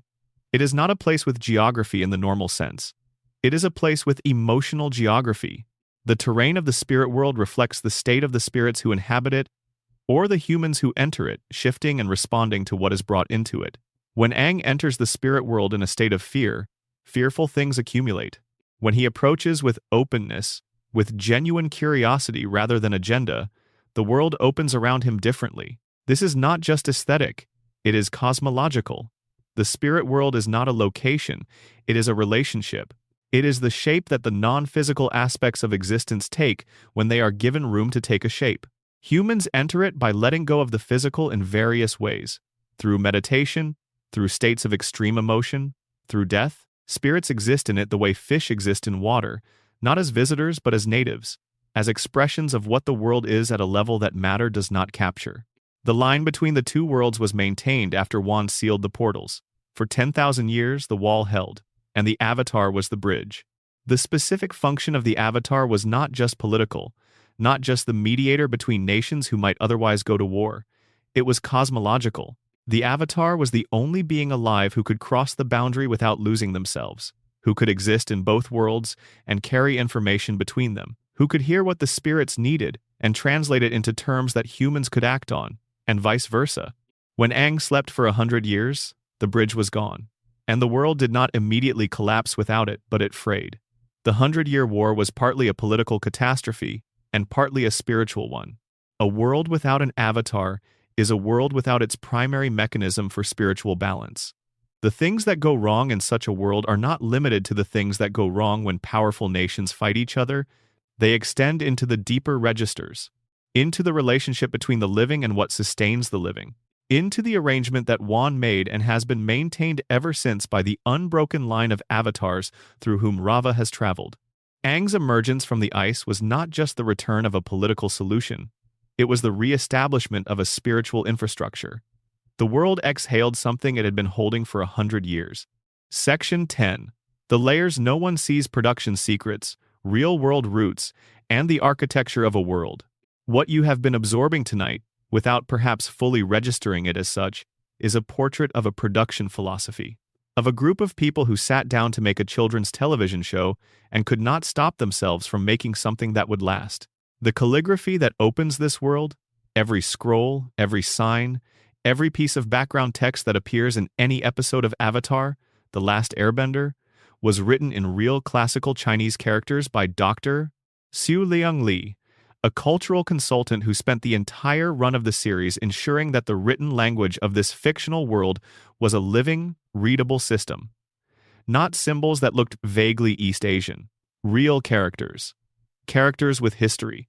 Characters that if you could read traditional Chinese, you could pause on a background scroll in the Earth Kingdom market scene and extract actual meaning from. The wanted posters that appear throughout the series are not decorative. They contain functional descriptions of the people being sought, bounty amounts, identifying physical features, specific notes about danger level and what to do if the person is encountered. Dr. Lee wrote unique text for each one. Someone watching the show in a language that allows them to read those characters gets a layer of the world that is simply unavailable to anyone else. The show does not announce this. It does not point at it. It is just there, doing its work in silence. The martial arts system is the same. Sifui Kisu, the martial arts consultant who choreographed every bending movement in the series, was not given a vague brief and asked to make things look cool. He was given the philosophy of each element, the way the creators understood it, and asked to find the real martial art that embodied that philosophy most precisely. Airbending is Bagua Zhang, a martial art defined by circular footwork and the principle of constant evasion and redirection. Waterbending is Tai Chi, which is built around the philosophy of meeting force with yielding, of redirecting rather than opposing, of winning by not being where the attack arrives. Earthbending is Hungar, a southern Chinese style whose aesthetic is about rootedness, about the legs planted so wide and so low that the bender seems to grow from the ground. Firebending is northern Shaolin, aggressive and extended and explosive, the element that advances rather than waits. These are not aesthetic choices, they are philosophical ones. Each martial art carries inside it a way of understanding what force is, how to relate to it, what its relationship to the person using it should be. When the creators matched each element to a martial art, they were matching each nation to a worldview. Water bends but does not break. Earth endures. Fire pushes outward without hesitation. Air yields and survives by not being present where resistance happens. Toph's style being different from every other earthbender is the most visible expression of this system working at its finest. While every other earthbender in the series uses Hungar, Toph uses Southern Praying Mantis, a completely different martial art built around lower, more compact movements, and a heightened sensitivity to the opponent's energy. This is not a small detail. Her fighting literally looks different because she is performing a different discipline. The animators changed her motion capture reference material to reflect the different style. Every scene where Toph bends is choreographed to a different system than every scene where any other earthbender bends. And the show never tells you this. It simply shows you that she moves differently and trusts you to feel the difference without needing it explained. The music does something similar. Jeremy Zuckerman composed a score that creates a distinct musical identity for each nation, built from instruments associated with the real cultures that each nation draws from. The Water Tribe themes use woodwinds and percussion that evoke Inuit and Arctic indigenous musical traditions. The Earth Kingdom themes draw from Chinese classical instrumentation. The Fire Nation uses taiko drums and brass, a combination that suggests both ceremony and aggression. The Air Nomads, who appear mostly in flashback and memory, are scored with Tibetan singing bowls and bamboo flutes. When Aang enters the Avatar state at full intensity, all four musical palettes merge. They do not blend gracefully. They come together in a dissonance that is recognizable as all four simultaneously, which is the sonic equivalent of what the Avatar state actually is. All four nations present in one body. The music tells you what is happening in Aang's nervous system at the exact moment it is happening. You feel it before your brain has time to process it as information. The color system runs through the series with the same precision. Each nation has dominant colors that the production team applied not just to clothing and architecture but to lighting, shadow, and the emotional temperature of scenes. The Fire Nation's reds do not stay at a constant saturation. In scenes where the Fire Nation is depicted as powerful and threatening, they are deep and saturated. In scenes where the Fire Nation is beginning to be understood as a place where ordinary people live, they soften. When Zuko is conflicted about his identity in Season 2, the colors in his immediate environment shift toward Earth Kingdom greens.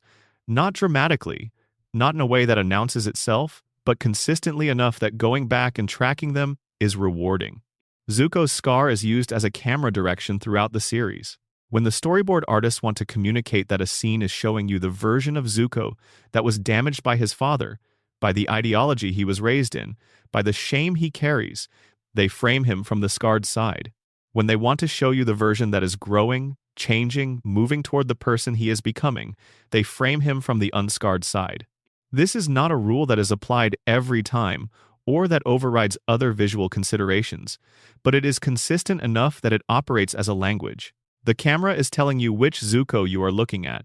The moon is tracked across the entire first season. Every nighttime scene that shows the sky also shows the moon, and the moon is always in the correct phase given where it should be in the lunar cycle based on the timeline of the story. By the time the siege of the North Pole arrives at the end of Season 1, the full moon that amplifies waterbending is not a convenient coincidence. It is the logical endpoint of a lunar cycle that has been faithfully rendered for 20 episodes. Paku and Katara and every other waterbender in the Northern Water Tribe fights at their peak in that episode because the production team maintained a calendar. The show was pitched by Brian Konietzko and Michael Dante DiMartino to Nickelodeon in 2002 with a series bible and detailed concept art. The development period before the first episode aired in 2005 was approximately 3 years. 3 years of building before a single frame went to broadcast. 3 years of making decisions about what the world was, how it functioned, what its rules were, what the characters believed and why, where the story was going, how it would end. The finale was planned from the beginning. The creators knew that Sozin's comet was coming. They knew Aang would face Ozai. They knew the outcome. What they did for 3 seasons was build the argument that justified it, place the seeds that would pay off in it, and trusted the audience to grow into it. Konietzko came to the project from a visual arts background. He drew the first sketch that eventually became Aang. The original drawing was not of a young monk. It was of a bald man in a vaguely futuristic setting, something that had more in common with science fiction than with the pan-Asian historical fantasy the show would eventually become. DiMartino was watching a documentary about explorers at the South Pole when the two of them were developing their ideas together. The two images collided. The bald figure became a boy. The futuristic setting became a world of elemental bending. The explorers became the 2 siblings who would find the boy in the ice.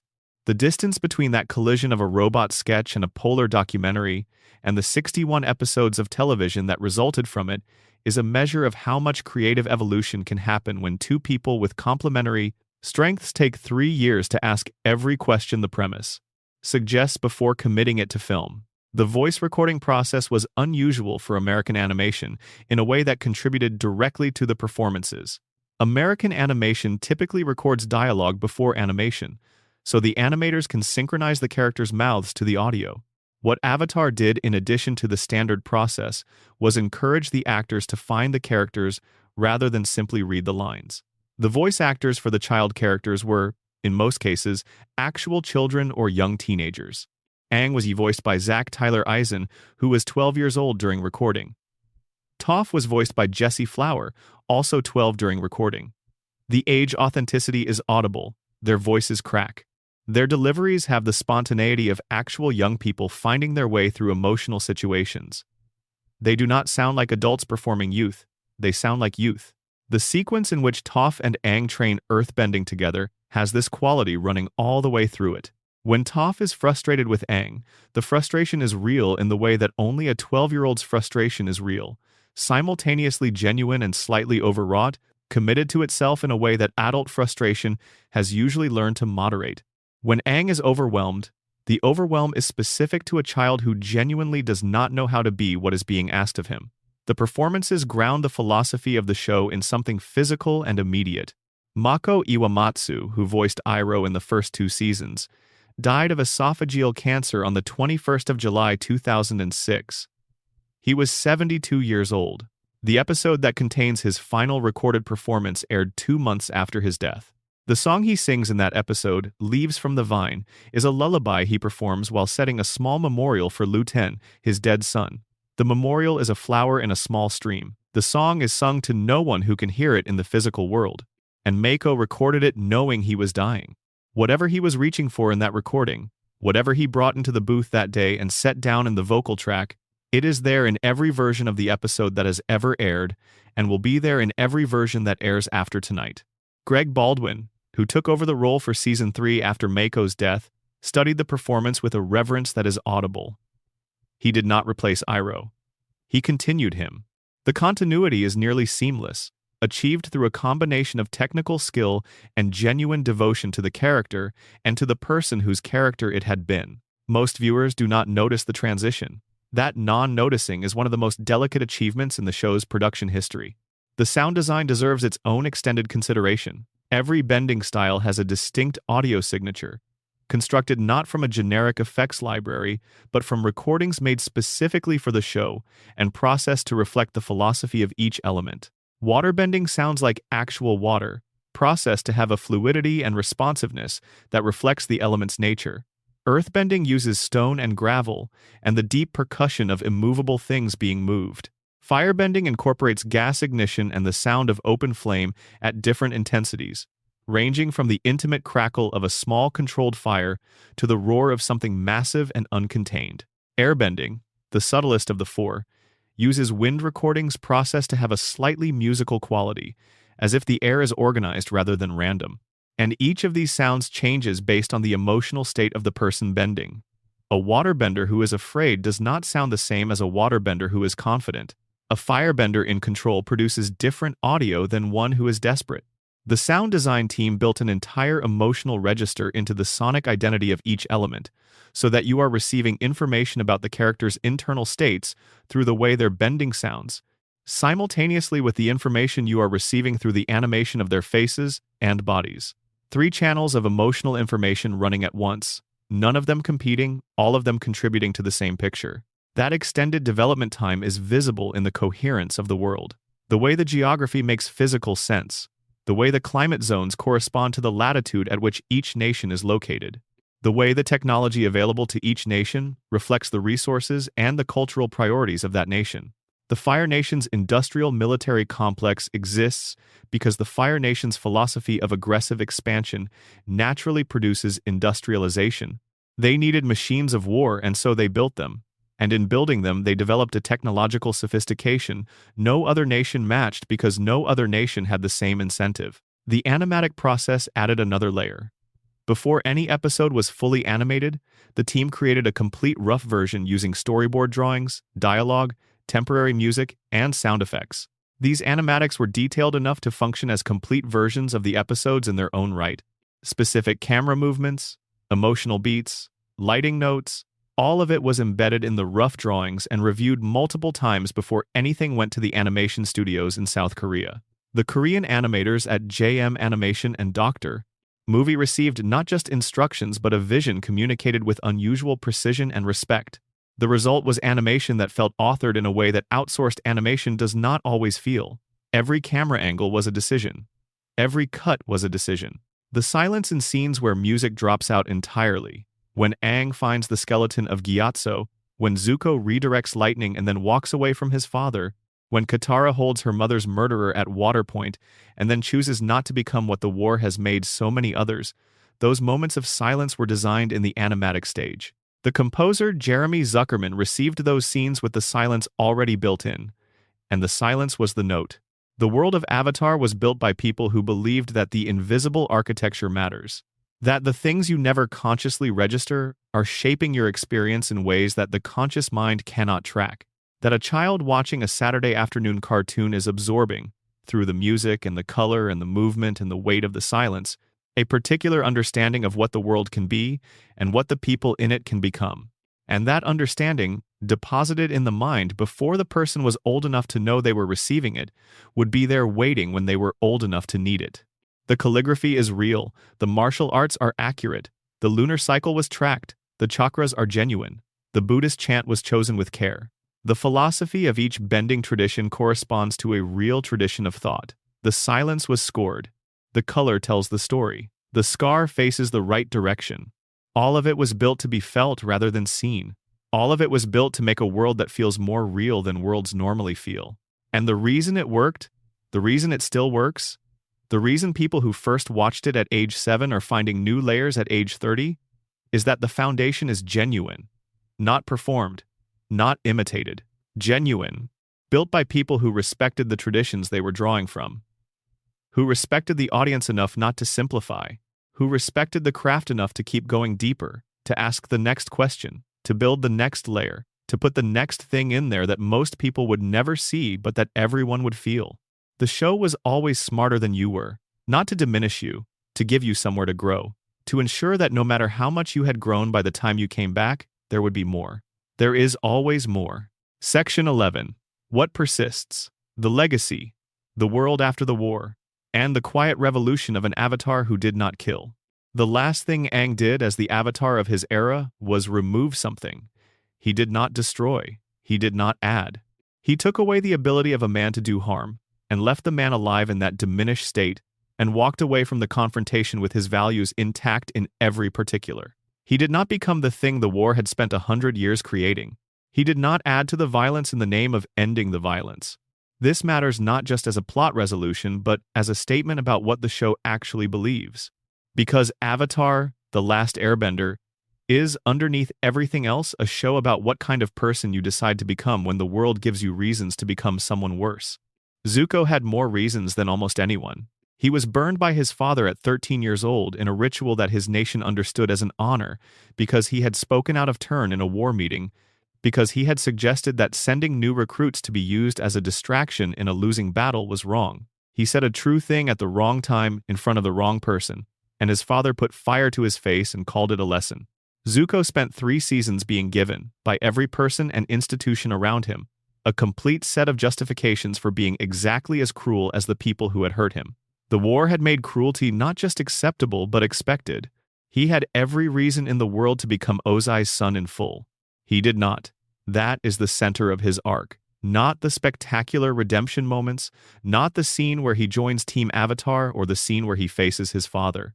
The center is the 10,000 small choices he made across 61 episodes to keep going towards something he could not fully articulate yet, to keep refusing to be finished by what had been done to him. The world that followed the war was not a clean one. Aang and Zuko worked together to build Republic City, a place that was meant to be neither Earth Kingdom nor Fire Nation, nor any specific nation's territory, but something new, a city that belonged to all 4 elements simultaneously. In concept, it was the most radical political project the Avatar world had ever attempted. In practice, it was, as radical political projects tend to be, complicated by reality, by the people who moved in and claimed it as their own and developed their own hierarchies within it and produced their own injustices inside the idealism. But the idea behind it was sound. The idea was that the categories the 100-Year War had used, the nation, the element, the ethnicity defined by bending tradition, did not have to be the categories that organized the world permanently, that people could choose something different, that 2 boys who had spent 3 seasons as each other's enemies could sit down and build a city together and mean it. There are other things to say about the world the show built before we get to what came after it. The show's treatment of bloodbending deserves a quiet moment of attention. The episode that introduces it, The Puppet Master in Season 3, is structured as a horror story. Not just influenced by horror, actually structured as one, with pacing and atmosphere and the slow accumulation of wrongness that the horror genre uses to produce a specific kind of dread. The color palette shifts to deep blues and blacks. The episode takes place largely at night. Hama tells ghost stories around a campfire early in the episode, establishing horror as the genre being invoked, and then delivers on the genre's promises through what she reveals about herself and what she did to survive the Fire Nation prison. Bloodbending is the ability to control the water in a living body, to puppet a person from the outside, removing their ability to control their own movements. Hama invented it out of desperation, imprisoned in a Fire Nation jail with no water to bend, finding in the moisture of the air, and eventually in the bodies of the people around her, the substance she needed to maintain her power. The show presents this not with approval but with something more complicated. Hama is not wrong about what was done to her. The Fire Nation did imprison waterbenders specifically to neutralize them, specifically to remove their ability to resist. What she survived was genuinely terrible. What she became in order to survive it was also terrible. And the show holds both of these things without resolving one into the other.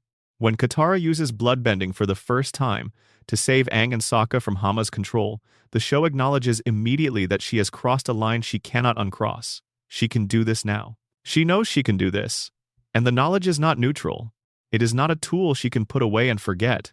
It is something she now has to live alongside, something the show's later episodes address by having her advocate for the legal prohibition of bloodbending, which eventually becomes law in the Fire Nation's post-war legal code.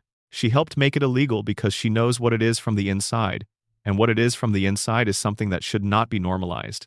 The show's relationship with its own darkness is always this careful. It does not shy away from dark things, but it never presents them as cool or neutral or morally weightless. Every dark thing in Avatar carries the weight appropriate to what it actually is, and the characters who encounter those dark things carry them forward rather than leaving them behind at the episode's end. That is the emotional continuity the show maintains throughout its run, and it is the reason the darkness lands rather than simply existing as a dramatic device. Things matter in this world. They accumulate. The past is present in every scene that follows it. The world after the war is not Avatar's story in the original series. The original series ends at sunset, Aang and Katara on the balcony of the Jasmine Dragon, the tea shop named after the real Chinese green tea, the camera pulling back and releasing you from the story with the grace of something that knows it is finished. But before it reaches that sunset, in the final hours of the show's last day, something worth dwelling on happens in the writing. The show gives every member of Team Avatar a resolution that is specific to their arc and earned by the particular journey they took, rather than a generic, happy ending distributed evenly. Katara defeats Azula not through superior power but through superior strategy, redirecting Azula's lightning and using the geometry of the battle in a way that her months of training under Pakku and her own developed intelligence made possible. Sokka, who spent 3 seasons proving that a person without bending can still be the person who makes the plan work, coordinates the destruction of the Fire Nation airship fleet with the tactical precision the show has been quietly developing in him since he was a teenager, figuring out how to raid a Fire Nation outpost with 3 people and a flying bison. Toph tears apart airships with metal bending, using the skill she invented in a cage to dismantle the machines of war from the inside out. Zuko faces his father and survives. And Aang removes the harm rather than ending the person carrying it. That is the last note of the Wan story. The apology that started the Avatar cycle finds its expression in an Avatar who refuses to add death to the world in the name of ending the war. He bends the energy and the fire goes out and Ozai is left alive and diminished, robbed of the weapon that defined him, standing in his own defeat with nothing around him but the evidence that the world he tried to consume had declined to be consumed. It is not triumphant in the way that the defeat of a villain is supposed to be triumphant. It is quieter than that, more like a correction than a victory. A very old wrong addressed, not reversed, not undone, but addressed. The wound of Wan's freed Vaatu tended to. The apology continued. The work passed on. The war is over. The people are alive. The world is, for the first time in 100 years, faced with the project of becoming something other than what the war made it. What the world became is the story of the legend of Korra. And that story is not without its own failures and complications, and moments that did not quite land with the weight they reached for. But its existence is itself a consequence of the original show's success. Because Avatar, The Last Airbender, proved something to American animation that the industry had not fully accepted before. It proved that children, and the adults who had once been children, could sustain a serialized narrative, could hold 61 episodes of character development and consequence in their heads, could return week after week and still be moved by the weight of what had been established before, could accept that a show marketed as adventure could also be grief and philosophy and the slow, difficult work of becoming a person, and tragedy and comedy, and all of it simultaneously, in the way that actual life tends to be all of those things simultaneously, rather than neatly separated into genres. Avatar, The Last Airbender aired in a landscape where American animation was largely episodic, where the reset button was hit at the end of every episode, where continuity was handled loosely if at all, where the assumption was that children needed simplicity, needed each episode to stand alone, needed the comfort of finding things in approximately the same state they had been left in. The show rejected this, and it did it so successfully that the shows that came after it, the ones that followed in its tradition of serialized emotional complexity, of world building that was genuinely building a world rather than decorating a premise, are among the most beloved animated series of the following 2 decades. The hidden facts we have been exploring tonight are the specific bricks of this particular building. But the building is not just this show. The building is the expanded understanding of what animation can do, what stories for children can do, what it means to respect your audience enough to give them something that will grow with them. Every creator who has built a world since Avatar has had the example of Avatar to draw from. Every animator who has thought carefully about the meaning of a camera angle, every composer who has designed musical palettes for fictional cultures, every writer who has chosen silence over score at a moment of devastating emotional impact, has been working in a landscape that Avatar helped to create. The show's influence is in the work that followed it, visible to those who know what to look for, invisible, and fundamental to those who do not. And the people who first watched Avatar in 2005 are the ones who built that landscape. They grew up and they went to work and they brought with them an understanding of what a story could be that they had received from a cartoon on Saturday afternoon between SpongeBob and the Fairly Odd Parents. They brought the standard, the expectation, the deeply held belief that if you were going to tell a story, you should tell it with everything you had, in every register available to you, at every layer of depth that the medium allowed. The calligraphy is still there. The moon is still tracking. Toph's feet are still elevated in every camping scene. Iroh is still in his prison cell in the episode that aired 2 months after Mako Iwamatsu died, singing Leaves from the Vine to a small candle, to the absence of his son, to everything the show cannot say directly but says through the voice of a man who was dying when he recorded it. That recording is the building's deepest brick.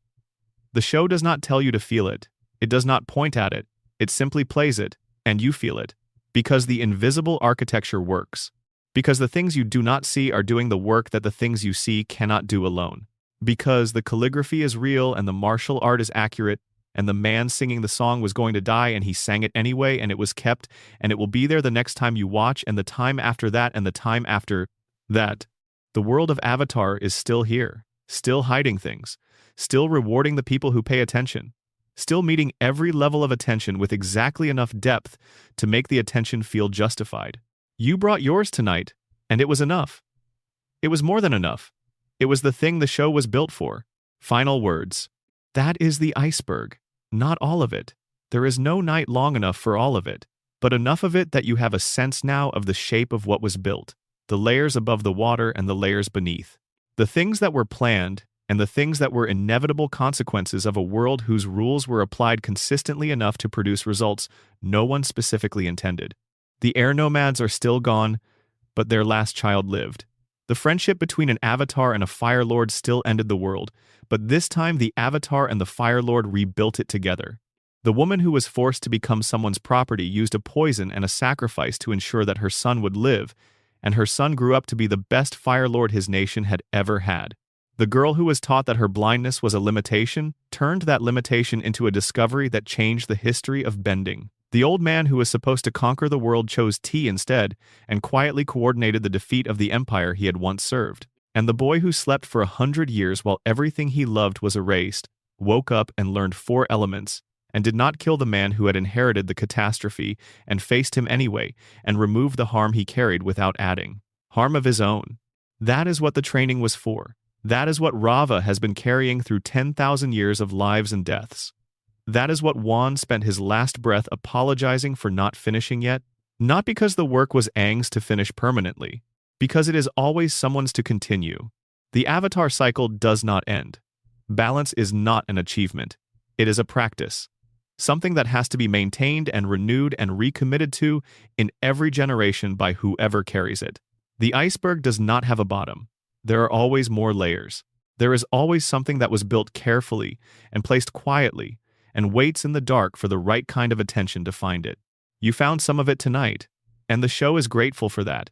In the way that things built with love are always grateful to be loved in return, not consciously, not with awareness, but in the only way that matters, in the way that means something was made and something was received and the space between the two was exactly the right size. Sleep well. The world of Avatar is still there when you wake up, and it still has more to show you. If you made it all the way through, thank you. Genuinely. That means everything. If you found something in here that changed the way you see the show, or that reminded you why you loved it in the first place, leave a comment. Tell me what landed. Tell me what you want to go deeper on next time. Tell me where you are and what time it is and what it feels like to be in the world right now, because every comment is a reminder that this thing we love was built for real people in real places at real moments of their real lives. And if you are not subscribed yet, this is the moment. It is free. It means the next one finds you. And there is always a next one, because the iceberg goes all the way down and we are nowhere near the bottom yet.